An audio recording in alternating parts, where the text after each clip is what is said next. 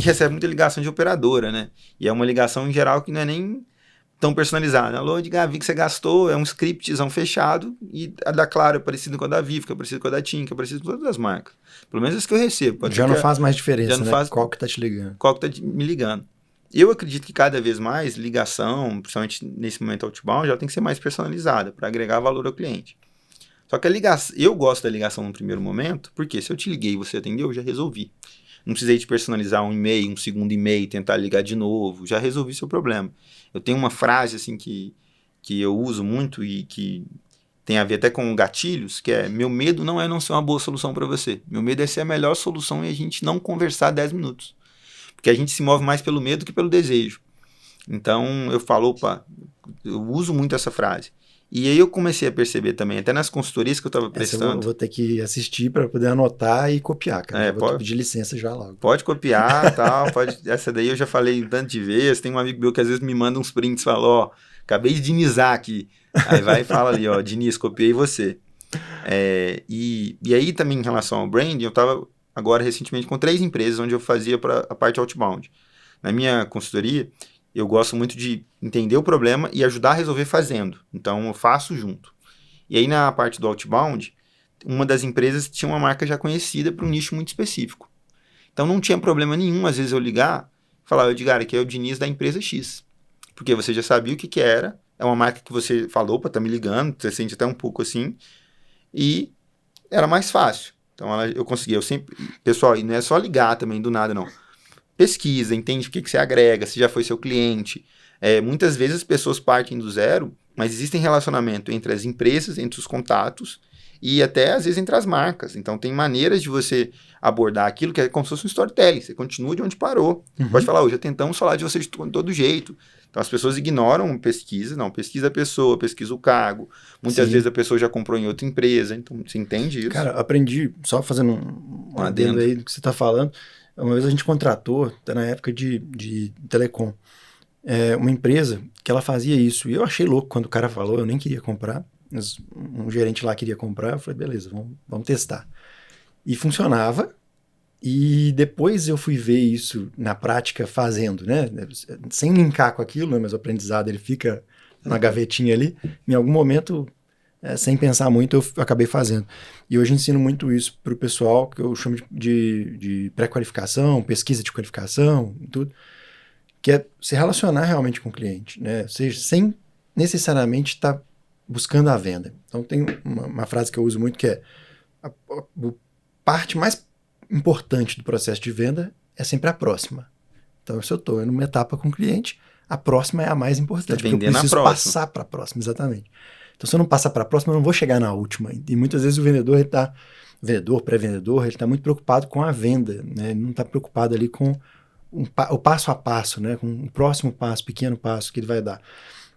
E essa empresa, cara, ela vendia essa qualificação através do relacionamento. Então, ela ligava para... A minha consultoria hoje está muito ligada a essa ideia. Ela ligava para o cliente e ela não vendia nada, ela fazia como se fosse uma pesquisa. Ela não falava, eu sou de uma empresa de pesquisa, para não falar mentira, mas ela agia como se ela fosse de uma empresa de pesquisa. E aí perguntava nome, aí perguntava uma coisinha ou outra amena, que a pessoa não ia falar, isso eu não posso te falar, né? Ia perguntando coisas assim que a pessoa podia falar, até puxar a língua da pessoa em coisas que ela gostava de falar. Então ela começava a contar algumas coisas. Só que ele qualificava lead para a venda de kombucha, para a venda de produtora de vídeo, para a venda de consultoria, para a venda de telefonia. Ele tinha uma gama de serviço ali para trabalhar e ele não estava fazendo ligação pensando em um. Ele estava fazendo ligação para descobrir onde que ele podia vender primeiro, porque depois ele fazia relacionamento com o cliente, aí o cliente ganhava confiança, ele conseguia emplacar outras vendas, né? Então, fazia venda B2B, fazia B2C, era muito, muito legal. E vai muito ao encontro do que você está falando, né? Você se relacionar com o cliente, você pesquisar a fundo, entender ali quais são os interesses, as dores, o momento, né? Para na hora que você entrar com a venda mesmo, ser muito assertivo, né? E até que a gente está falando de vender a próxima etapa, vender uma reunião, que é o caso, por exemplo, de uma pré-venda. E aí, quando, por exemplo, nessa marca que eu estava, ligar de primeira foi muito tranquilo, funcionava super bem. Já outras 2 marcas que eu trabalhei, que é uma que tem muita agência de gestão de tráfego, muita gente ligando, não funcionou. Então, tive que colocar a ligação em outro momento, de outra maneira. E outra que era uma fintech, que é uma marca também que nova, não estava sendo conhecida, eu colocava a ligação numa 4ª ou 5ª etapa, em vez de começar ligando. Porque começar ligando, às vezes eu acho que até pra gente que tem mais tempo, é mais tranquilo. Então, beleza, já liguei. No primeiro dia da consultoria, a gente pôs numa sala, liguei pra diretora da Tokstok. Eu nem conhecia tanto da empresa e funcionou. Pesquisei, entendi o fluido, tem uma postura. Mas acho que para escalar é mais difícil, até você fazer isso o tempo todo. E aí você citou 2 coisas que eu gosto muito, que eu sempre falava assim, interessados tornam interessantes. Então tive uma menina que foi a gente chama de SDR, mas o certo hoje seria BDR. Foi minha BDR. Ela não queria trabalhar no comercial, mas ela queria aprender sobre o comercial e sobre as empresas. Ela era muito interessada quando ela ligava para a pessoa. Então, na época, a gente fez uma construção de processo, onde a gente tinha uma média de 10 oportunidades geradas por BDR. Com ela, a gente conseguiu criar algumas coisas do processo, a gente foi para 20 como meta, e a gente conseguiu ter um recorde de 32. Esse recorde nunca mais foi batido. Com um processo de uma pessoa que não queria ser comercial, você olha assim, ela não tem aquele tino comunicadora, só que ela é muito interessada. Ela é interessada, se torna interessante.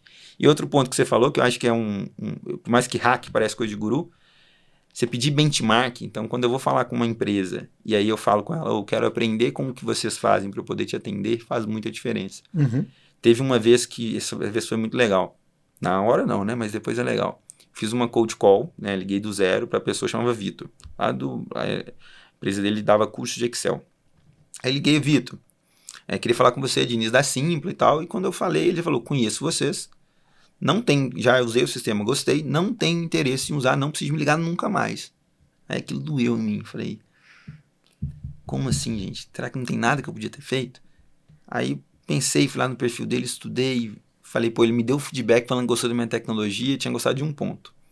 Fui no perfil dele, ele é engenheiro de produção igual eu. Falei, esses engenheiros de produção acham que sabe tudo, gosta de dar feedback. Liguei para ele de novo, Vitor, o Diniz da Simpla, falei para você não me ligar mais, tal. Eu falei, Vitor, não tô te ligando por causa da empresa X, tô te ligando por causa de você. A gente conversou aquele dia menos de 1 minuto e você já me deu um feedback do que você gostaria de mudar na tecnologia. Você tem um perfil que parece ser um early adopter e a gente está desenvolvendo nosso produto para atender cada vez mais clientes como você. É o nosso cliente ideal. O que a gente precisaria para conseguir fazer um call, pelo menos para te conhecer, ou então para você testar a plataforma e a gente saber como era. Testar a plataforma já considerava a venda para mim. Aí ele já falou.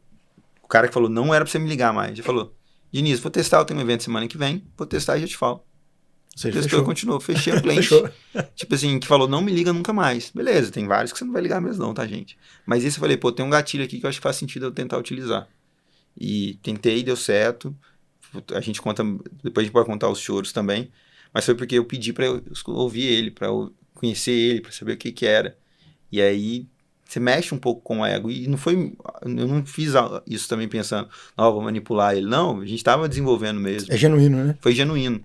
E aí a gente estava falando, até um ponto que eu tinha anotado aqui, estudei para estar aqui, né, gente? Né? Tá nessa cadeira aqui, para mim é uma honra e um desafio. E aí, um dos pontos que a gente fala de vendas, além de ter alguns pontos, por exemplo, a conexão e fechamento, eu acredito muito em fundamentos. Então, por exemplo, no método que eu aplico, na maneira como eu treino minhas equipes e até times, um dos pontos que tem a ver até com o livro do Dale Carnegie lá, que é o Como Fazer Amigos, Influenciar Pessoas, que você tem interesse genuíno na pessoa. Exato. Então, porque quando uma venda entra em empresa, você está ajudando, às vezes, aquela pessoa, a área da pessoa, a empresa, os investidores, tem muita gente que você pode estar ajudando ali, se você fizer um processo bem feito. É muito legal quando você faz um processo de venda, nem sempre você vai conseguir ser tão profundo, mas que você está ajudando a pessoa até a ser promovida, sabe? Sim. Então isso é muito da hora. É uma das regras de ouro. Muito bom. Então aí até volta aquele primeiro momento que a gente falou de fundamento, e aí respondendo de branding, acho que de acordo com a marca e com a autoridade que as próprias pessoas têm, a gente vai conseguir, até o processo de venda vai ser adaptado nisso. Então não existe regra única, porque se você já é autoridade, é diferente. Se vamos pensar algum empresário super conhecido no Brasil, que vendeu a empresa, mas se é um cara de banco e vendeu um super banco, se ele criar uma solução financeira, é diferente que se ele estivesse criando pela primeira vez. Então, a autoridade que você gera é diferente. Até o aqui de BH, acho que é Igor.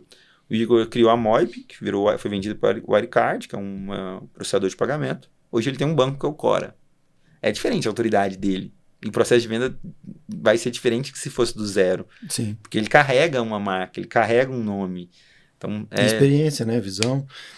Você falou de conexão, me pega muito esse termo, porque é o nome da minha empresa, né? É conexão de negócio. E o conceito é justamente esse, cara. Hoje eu vejo que a maior trunfo que a gente pode trazer em vendas, na minha opinião, é conectar interesses. Então, tudo tem a ver com interesses e propósitos, né? Que eu trabalho nessas duas pontas aí, mas falando especificamente de venda, a gente fala de interesse, porque ninguém vai fazer uma reunião com você se não estiver interessado em alguma coisa. Ninguém vai comprar algo se não estiver interessado em alguma coisa. Ninguém vai trabalhar na sua empresa, né, se não estiver interessado em alguma coisa. Então, uma dica que fica, né, assim, para quem está ouvindo aqui, é prática, né? Começa a prestar atenção, que é o interesse genuíno, né? Tá dentro desse campo do interesse genuíno. Começa a prestar atenção no que interessa a pessoa. Porque muitas vezes, se você parar para ver o que interessa, você tem algo para oferecer para a pessoa. E que não necessariamente é o seu produto ou serviço, mas às vezes algum efeito daquilo, algum valor agregado que você entrega no seu serviço, ou até na sua presença, né? Hoje eu gosto muito do senso de comunidade, acho que agrega muito valor. E às vezes o que as pessoas querem é só pertencer a um grupo, né? É só fazer parte do hall. Eu não vou poder citar nome, mas teve um cliente recente que quando ele foi fechar com a gente, a primeira coisa que ele perguntou, ele falou assim, cara, tem algum quadro, alguma medalhinha, alguma coisa que identifica que nós somos clientes de vocês? Porque o que ele queria era, né, fazer parte daquilo ali, mostrar até para os colaboradores, mostrar para clientes e tudo, que ele tinha um processo organizado, estamos até desenvolvendo algo nesse sentido, porque faz muita diferença. Então, assim, se você se interessa genuinamente em conhecer o que a pessoa faz, conhecer o que ela quer, que momento ela está, você vai achar pontos de conexão e essas conexões geram negócios, né? Então, eu não vou lembrar da história agora, acho que tinha uma história antiga, vou tentar lembrar, que se ficar ridículo a gente finge que não fez. Mas tinha uma história do cara que queria casar o filho dele com a filha de um cara que era tipo o Bill Gates. E aí ele triangulou, né, assim, não vou lembrar a história agora, mas a brincadeira é justamente essa, né, assim, você conta pro outro que seu filho é o futuro esposo da mulher tal, aí o outro tem interesse no seu filho, aí agora que você tá linkado com esse, você conta pro outro que você tem uma sociedade com um cara, e aí você juntou o interesse de todo mundo, no fim todo mundo tá atendido, e você fez um negoção, não brincando com casamento, que casamento não é negócio, né?